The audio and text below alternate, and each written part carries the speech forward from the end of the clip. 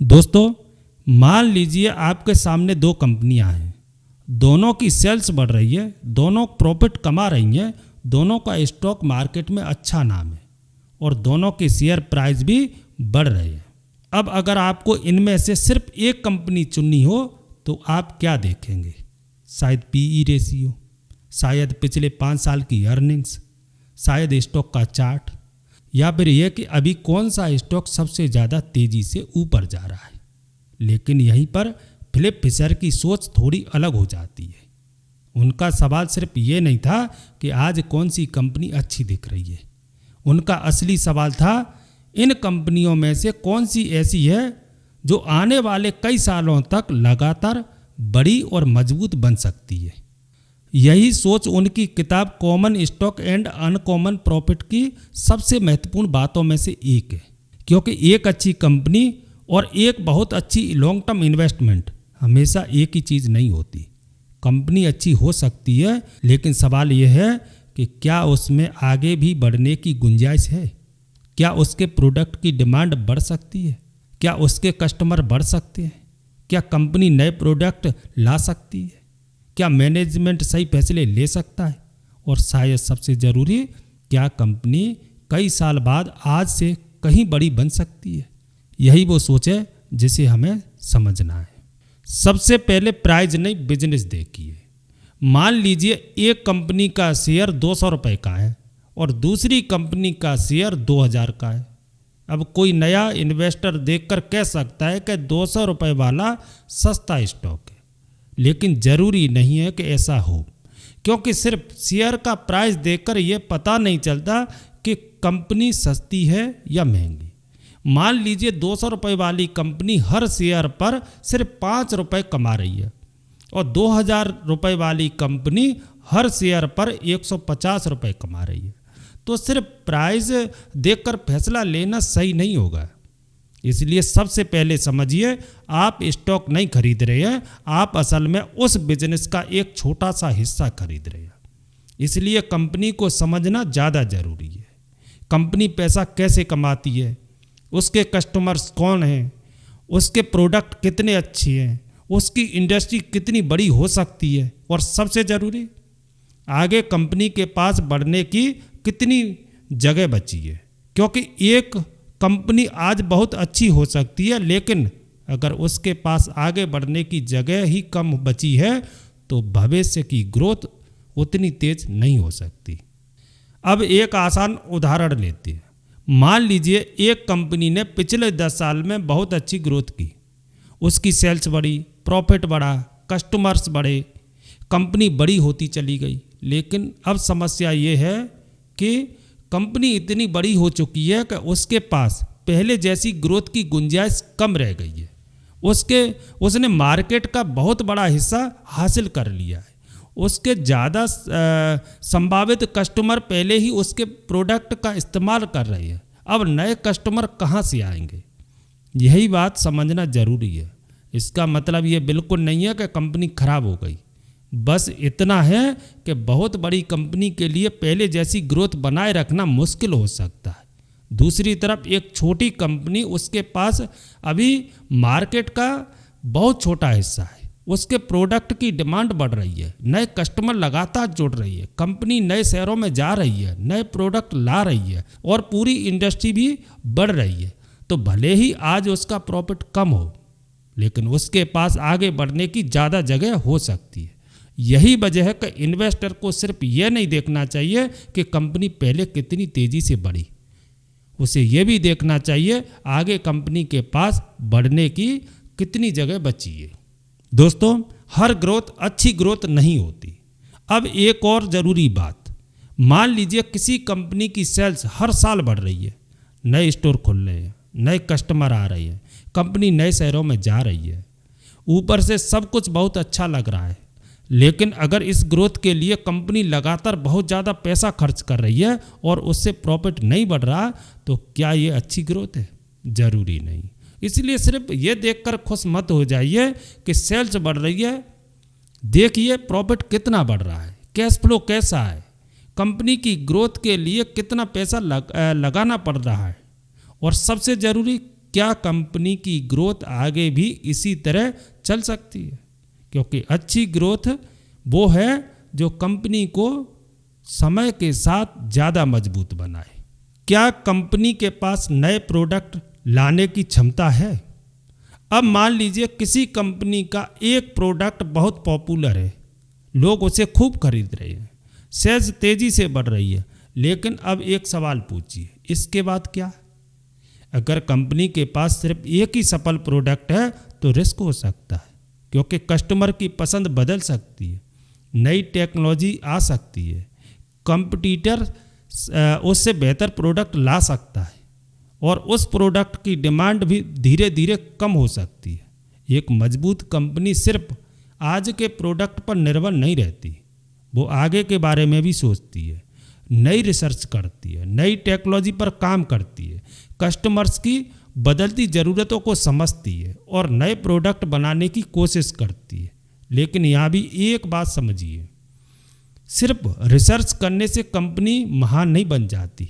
असल सवाल यह है, क्या उस रिसर्च से काम का रिजल्ट निकल रहा है? क्या नए प्रोडक्ट मार्केट में चल रहे हैं? क्या लोग उन्हें खरीद रहे हैं? क्या कंपनी नए आइडियाज़ को प्रॉफिट वाले बिजनेस में बदल पा रही है? अगर जवाब हाँ है तो कंपनी की फ्यूचर ग्रोथ की संभावना मजबूत हो सकती है। अब बात करते हैं कंपनी को चलाने वाले लोगों की, यानी मैनेजमेंट। किसी कंपनी के पास बहुत अच्छा प्रॉफिट हो सकता है, मार्केट भी बड़ा हो सकता है, लेकिन अगर मैनेजमेंट गलत फैसले लेने लगे तो अच्छी कंपनी भी परेशानी में आ सकती है।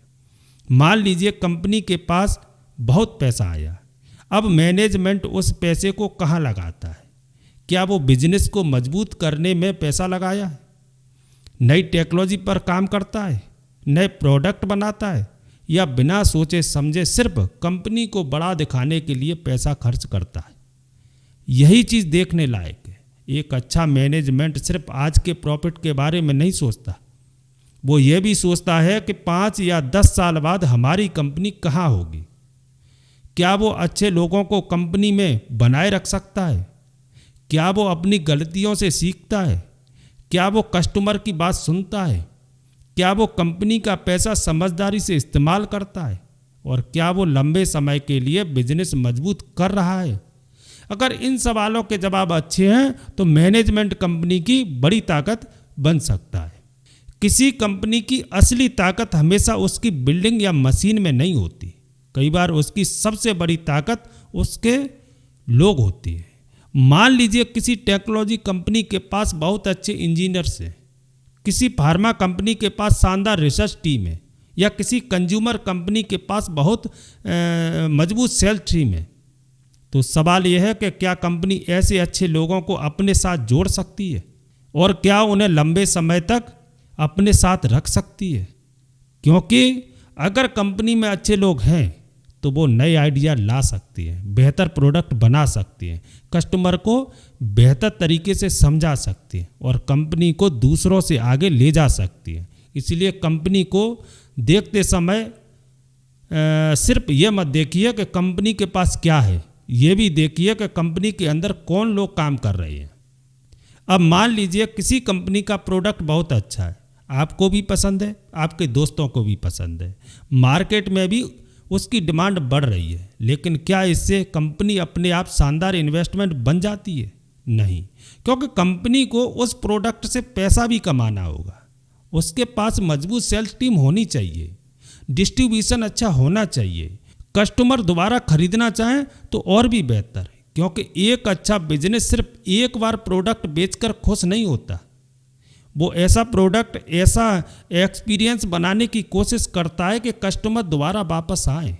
अगर कस्टमर वापस आता है तो कंपनी को हर बार नया कस्टमर ढूंढने की ज़रूरत कम हो सकती है और इससे बिजनेस ज़्यादा मजबूत बन सकता है। मान लीजिए किसी कंपनी का प्रॉफिट मार्जिन बहुत अच्छा है, अब आप कह सकते हैं वाह ये तो बहुत शानदार कंपनी है, लेकिन थोड़ा रुकिए, ये प्रॉफिट मार्जिन इतना अच्छा क्यों है? क्या कंपनी अपने प्रोडक्ट की कीमत बढ़ा सकती है? अगर कीमत बढ़ाएगी तो क्या कस्टमर फिर भी खरीदेगा? अगर कोई कंपटीटर सस्ता प्रोडक्ट ले आए तो क्या कस्टमर उसके पास चला जाएगा? अगर रॉ मटेरियल महंगा हो जाए तो क्या कंपनी अपना प्रोडक्ट बचा पाएगी? यानी सिर्फ प्रॉफिट मार्जिन देखना काफ़ी नहीं है, आपको यह समझना भी है होगा कि उस अच्छे मार्जिन के पीछे कंपनी की असली ताकत क्या है। अगर कंपनी के पास मजबूत ब्रांड है, कस्टमर उस पर भरोसा करते हैं और कंपटीटर के लिए उसे टक्कर देना मुश्किल है, तो उसका मार्जिन ज़्यादा समय तक टिक सकता है। अब सबसे ज़रूरी सवालों में से एक, इस कंपनी के पास ऐसा क्या है जिसे दूसरी कंपनियां आसानी से कॉपी नहीं कर सकती? इसे आप कंपनी का कॉम्पिटिटिव एडवांटेज कह सकती है।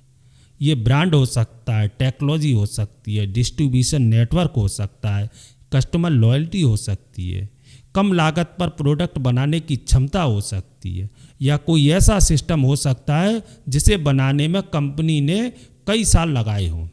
यही चीज़ कंपनी को कंपटीशन से अलग रख सकती है। लेकिन यहाँ भी एक बात याद रखिए, आज का एडवांटेज हमेशा के लिए नहीं होता। टेक्नोलॉजी बदल सकती है, कस्टमर की पसंद बदल सकती है, कंपटीटर बेहतर हो सकता है। इसलिए समय समय पर यह देखना जरूरी है क्या कंपनी की असली ताकत अभी भी बनी हुई है। दोस्तों, अच्छी कंपनी और अच्छे स्टॉक एक ही चीज़ नहीं है। अब एक बहुत ज़रूरी फर्क समझिए। मान लीजिए कंपनी शानदार है, ग्रोथ अच्छी है, मैनेजमेंट अच्छा है, प्रोडक्ट अच्छा है, कॉम्पिटिटिव एडवांटेज भी मजबूत है। अब क्या आप किसी भी कीमत पर उसका स्टॉक खरीद लेंगे? नहीं, क्योंकि यहाँ आता है वैल्यूएशन। मान लीजिए एक कंपनी बहुत अच्छी है, लेकिन मार्केट पहले ही मान चुका है कि अगले 10 साल में कंपनी बहुत तेज़ी से बढ़ेगी। इस वजह से उसका स्टॉक पहले से ही बहुत महंगा हो सकता है। अब अगर कंपनी अच्छी परफॉर्मेंस भी करती है, फिर भी आपका रिटर्न उतना अच्छा नहीं आएगा जितना आपने सोचा था। इसलिए हमेशा 2 सवाल पूछिए। पहला, कंपनी कितनी अच्छी है, और दूसरा, मैं इसे किस कीमत पर खरीद रहा हूँ। यही फर्क बहुत ज़रूरी है, क्योंकि अच्छी कंपनी को बहुत महंगे दाम पर खरीदना भी खराब इन्वेस्टमेंट बन सकता है। अब यहाँ समझेंगे कि स्टॉक गिरा है तो क्या बिजनेस भी खराब हो गया? अब मान लीजिए आपने अच्छी कंपनी का स्टॉक खरीदा, कुछ महीने बाद मार्केट गिर गया, आपका स्टॉक 30% नीचे आ गया। अब आपके मन में पहला सवाल क्या आएगा? क्या मैंने गलत स्टॉक खरीद लिया? हो सकता है, लेकिन ज़रूरी नहीं। पहले ये देखिए कि कंपनी के बिजनेस में क्या बदला। क्या सेल्स अभी भी बढ़ रही है? क्या कस्टमर अभी भी प्रोडक्ट खरीद रहे हैं? क्या मैनेजमेंट वही है? क्या कंपनी का कॉम्पिटिटिव एडवांटेज अभी भी मजबूत है? क्या फ्यूचर ग्रोथ की कहानी अभी भी सही है? अगर इन चीज़ों में से कोई बड़ी खराबी नहीं आई तो सिर्फ स्टॉक प्राइस गिरने का मतलब ये नहीं कि बिजनेस खराब हो गया। लेकिन इसका उल्टा भी समझिए, हर गिरता हुआ स्टॉक वापस ऊपर आएगा ऐसा मानना भी सही नहीं है। अगर बिजनेस की असली कहानी खराब हो गई तो सिर्फ यह सोचकर होल्ड करते रहना कि लॉन्ग टर्म में तो बढ़ेगा ही, सही फैसला नहीं हो सकता। इसलिए प्राइस को नहीं, बिजनेस को देखिए। दोस्तों, महान कंपनी को पहचानने के लिए आखिर देखना क्या है? अब पूरी बात को एक जगह रखते हैं। एक शानदार कंपनी में कई चीज़ें एक साथ दिखाई दे सकती हैं। उसके पास बड़ा मार्केट हो सकता है, उस मार्केट में आगे बढ़ने की जगह हो सकती है, कंपनी के प्रोडक्ट की डिमांड बढ़ सकती है, उसके पास नए प्रोडक्ट लाने की क्षमता हो सकती है, मैनेजमेंट समझदार हो सकता है, अच्छे एम्प्लॉय कंपनी के साथ बने रह सकते हैं, सेल्स और मार्केटिंग मजबूत हो सकती है, प्रॉफिट मार्जिन टिकाऊ हो सकती है, कॉम्पिटिटिव एडवांटेज मजबूत हो सकता है, और सबसे ज़रूरी, कंपनी आने वाले कई सालों तक अपनी अर्निंग्स बढ़ा सकती है। यानी महान कंपनी को पहचानने के लिए कोई एक जादुई रेशियो नहीं है। आपको पूरी तस्वीर देखनी होगी, बिजनेस समझना होगा, मैनेजमेंट समझना होगा, ग्रोथ समझनी होगी, रिस्क समझना होगा, और फिर वैल्यूएशन देखना होगा।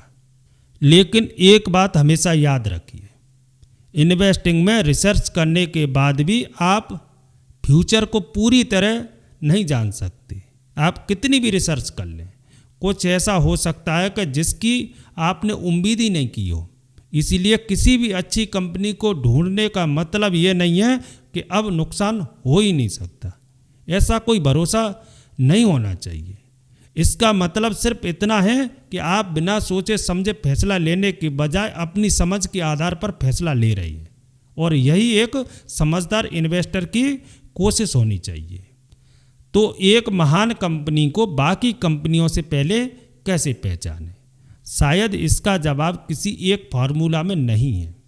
आपको ये देखना होगा कंपनी आज कितनी अच्छी है, और उससे भी ज़रूरी क्या वो कल आज से कहीं बेहतर बन सकती है। क्या उसके पास ग्रोथ के नए रास्ते हैं? क्या नए कस्टमर जुड़ सकते हैं? क्या नए प्रोडक्ट आ सकते हैं? क्या मैनेजमेंट उस ग्रोथ को संभाल सकता है? क्या अच्छे लोग कंपनी में बने रहेंगे? क्या कस्टमर कंपनी के प्रोडक्ट को पसंद करते रहेंगे? क्या कंपनी का कॉम्पिटिटिव एडवांटेज मजबूत रहेगा? और आखिर में, क्या स्टॉक की करंट प्राइस कंपनी की फ्यूचर ग्रोथ के मुकाबले उचित है? अगर इन सवालों के जवाब अच्छे हैं तो शायद आपने सिर्फ एक अच्छा स्टॉक नहीं खोजा, शायद आपने एक ऐसा बिजनेस खोज लिया है जिसमें आने वाले कई सालों तक बड़ा बनने की क्षमता हो सकती है। तो दोस्तों, common stock and uncommon profit की सबसे बड़ी सीख मेरे लिए यह है कि महान इन्वेस्टमेंट हमेशा उस स्टॉक में नहीं मिलता जिसकी आज सबसे ज़्यादा चर्चा हो रही है। कई बार असली मौका ऐसी कंपनियों में हो सकता है जिसका बिजनेस धीरे धीरे मजबूत हो रहा हो, जिसका मैनेजमेंट सही फैसले ले रहा हो, जो अपने कस्टमर को अच्छे से समझती हो, जो नए प्रोडक्ट पर काम कर रही हो, और जिसके पास आने वाले कई सालों तक अपनी अर्निंग्स बढ़ाने की गुंजाइश हो। लेकिन ऐसी कंपनी को पहचानने के लिए आपको सिर्फ स्टॉक का चार्ट नहीं देखना है, आपको बिजनेस देखना है। सिर्फ आज का प्रॉफिट नहीं देखना है, आने वाले सालों की संभावना भी देखनी है। सिर्फ कंपनी अच्छी है या नहीं यह नहीं देखना है, यह भी देखना है कि कंपनी कितनी बड़ी बन सकती है, और फिर यह भी देखना है कि उस भविष्य के लिए आप आज की कितनी कीमत चुका रही हैं। क्योंकि इन्वेस्टिंग में एक बहुत बड़ा फर्क है। एक तरफ अच्छी कंपनी खरीदना और दूसरी तरफ है अच्छी कंपनी को सही कीमत पर खरीदना। दोनों एक ही चीज़ नहीं है। इसलिए अगली बार जब आपको कोई कंपनी बहुत पसंद आए, उसका स्टॉक बहुत तेज़ी से ऊपर बढ़ता हुआ दिखाई दे, या हर जगह लोग उसकी तारीफ कर रहे हों, तो तुरंत खरीदने की जल्दी मत कीजिए। पहले रुकिए, कंपनी को समझिए, उसका बिजनेस समझिए, उसकी ग्रोथ समझिए, उसका मैनेजमेंट समझिए, उसका कॉम्पिटिटिव एडवांटेज समझिए, और सबसे आखिर में उसकी वैल्यूएशन देखिए। क्योंकि एक इन्वेस्टर का सबसे बड़ा फायदा सिर्फ ये नहीं है कि वो बहुत सारी कंपनियों के बारे में जानता है। उसका असली फायदा ये हो सकता है कि वो कुछ कंपनियों को बाकी लोगों से पहले समझ ले, और जब उसे कोई ऐसा बिजनेस मिल जाए जो आज छोटा या सामान्य दिखाई दे, लेकिन जिसके पास आने वाले कई सालों तक बड़ा बनने की क्षमता हो, तब सबसे ज़रूरी चीज़ होती है धैर्य। क्योंकि महान बिजनेस को अपना काम करने में समय लगता है, और शायद यही फिलिप फिशर की सोच का सबसे बड़ा सबक है। हर दिन नया स्टॉक ढूंढना जरूरी नहीं है, सही बिजनेस को पहचानना ज़्यादा जरूरी है, और उससे भी ज़्यादा ज़रूरी है ये समझना कि उस बिजनेस की असली ताकत क्या है। क्योंकि आखिर में शानदार रिटर्न हमेशा शानदार स्टॉक खरीदने से नहीं आता। कई बार वो एक शानदार बिजनेस को समझने, सही कीमत पर खरीदने और उसे पर्याप्त समय देने से आता है। और यही वो सोच है जो एक सामान्य इन्वेस्टर को एक बेहतर इन्वेस्टर बनने की दिशा में ले जा सकती है। तो आज के वीडियो में बस इतना ही, मिलते हैं अगले वीडियो में, तब तक के लिए जय हिंद।